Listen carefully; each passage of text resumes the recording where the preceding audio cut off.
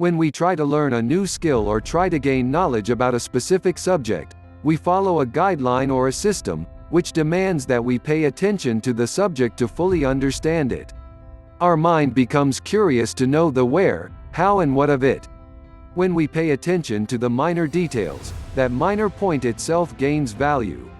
However, when we ignore the most important part and do not pay any cognitive attention to it, then even that major point loses its value and importance. Through contemplation we gain knowledge about any object, and the deeper that knowledge, the more we learn about that object and its qualities. Muraqaba is the name of that contemplation through which man is able to gain the knowledge which is the primordial knowledge of his ego, self, or soul. After gaining that knowledge, any man can gain access to his ego or soul. It appears that the person performing Muraqaba is simply sitting in a pose with his or her eyes closed. However, merely shutting the eyes and assuming a specific pose does not serve the purpose. Muraqaba is in fact an angle of perception through which the person doing the Muraqaba frees himself or herself from outward senses and begins their journey in the inward senses. Now we are going to look into whether or not the Muraqaba-like conditions or states exist in us, without adopting the specific pose of Muraqaba. Freedom from outward senses happens in our daily life, both involuntarily and voluntarily. For example, we go to sleep, and while sleeping our brain disconnects from outward senses. It is true that this disconnection is temporary, however, this condition could not be termed as anything but disconnection from outward senses. Hence, we can say that Muraqaba is in fact a way of imposing a state of sleeping without going to sleep. Every human being, from the time of birth to death, spends life in two states. In other words, in the human mind there are two types of conditions that prevail every moment of our life. One of these conditions or state is wakening and the other sleeping or dreaming.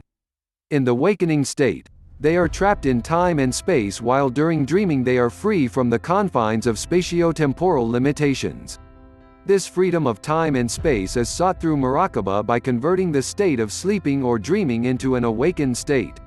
Because during Muraqaba, a person goes through the same conditions that he or she goes through while sleeping or dreaming. The notion that dreams are nothing but thoughts is not correct. In all scriptures including the Quran, dreams have been mentioned. The dreams that were mentioned in the Quran show that the realm of dream is free from the restrictions imposed by time and space. When a person tries to impose the state of dreaming through Muraqaba, they free themselves from that spatio-temporal boundaries and they journey through the realm of dream the way they travel while fully awake. All existing things need foundation. Without it they could not survive. This is not something that is hard to comprehend. For example, the foundation of a chair is its legs. A house remains erect only when inside the earth its foundation is laid. Similarly, we can only learn a subject or a branch of knowledge when we know its basics. These basics, or formulas, are considered as the foundation of any branch of knowledge. God has revealed it in the Quran. Allah is the light of the heavens and earth. In this universe, there are several worlds and galaxies.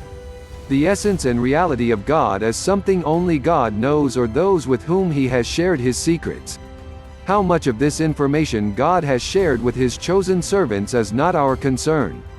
However, we do know that God created this entire universe for us humans.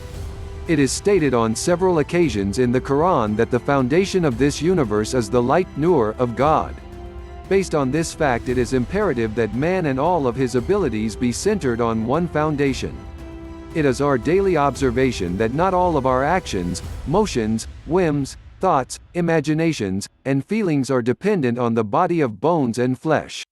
Because when the spirit disconnects its link with the physical body, then this body of bones and flesh is unable to act on its own. As long as the spirit is attached with the body, all the needs and functions necessary for life are present. In other words, spirit Ra is the foundation of the body. According to the Quran, a limited knowledge of the spirit is given. Nevertheless, even this limited knowledge is still knowledge. What we are trying to emphasize is that what we consider man is a body of bones and flesh, though that man is nothing but fiction. The real man is the one that protects that skeleton of flesh and keeps it in motion, whom the Quran calls Ruh, spirit. This Ruh, in order to fulfill the needs of life, uses a medium. We call this medium chromosomes. In the Quran, God has said that, "We poured our Ruh in him, Adam." In other words, Ruh created a medium and after that gave him the senses. Ruh is in fact a component of the divine, and in it all the knowledge of divine discretions and attributes are present, which God so willed. Just how this knowledge was acquired by the component is a divine mystery, which could never be explained. There are 11,000 generators, latifa, plural latif, at work inside the man. According to Sufism, there are 11,000 divine names as well. Every divine name is an attribute and every divine attribute is knowledge, ilm. This knowledge further expands into more and more spheres to become a manifestation of the divine attributes. In order to enter the unseen world, al-ghaib, or to behold anything beyond time and space, we have to first free ourselves from the clutches of spatio-temporal restrictions. This is only possible when the vision that sees time and space frees itself from its boundaries. To activate that vision, certain exercises have been created through which even if the human mind is not totally free, at least it is able to come close to it. Now the next question is to how and when the human senses could be freed from that restriction. One example is the state of dreaming.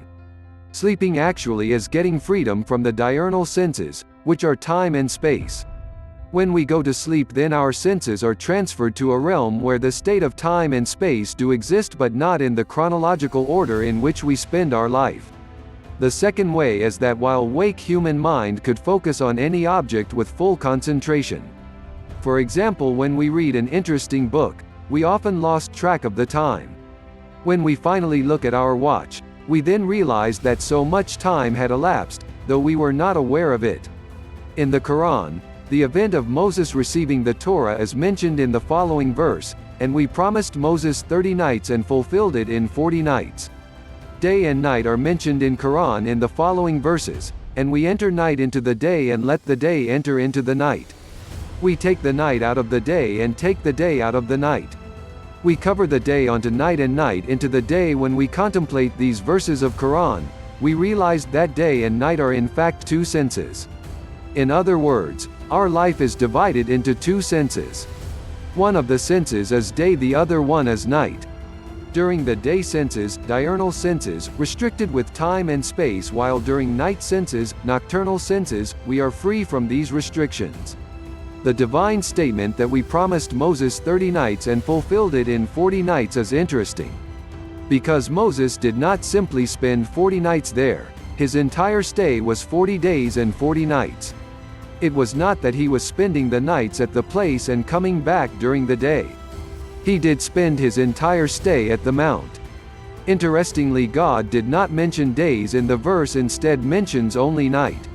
It clearly suggests that during those 40 days and 40 nights, Moses was under the influence of nocturnal senses. The same nocturnal senses, which free us from the restrictions of time and space. Hence, anyone who would impose the nocturnal senses during the period of day and night on themselves would be free from the confinement of time and space. This freedom from spatio-temporal restriction is the way to exploring the unseen realm and getting intuitive information. During a battle, an arrow injured Amirul Mu'minin Ali ibn Abi Talib. It had entered his thigh and the pain was excruciating. The surgeons could not operate on it.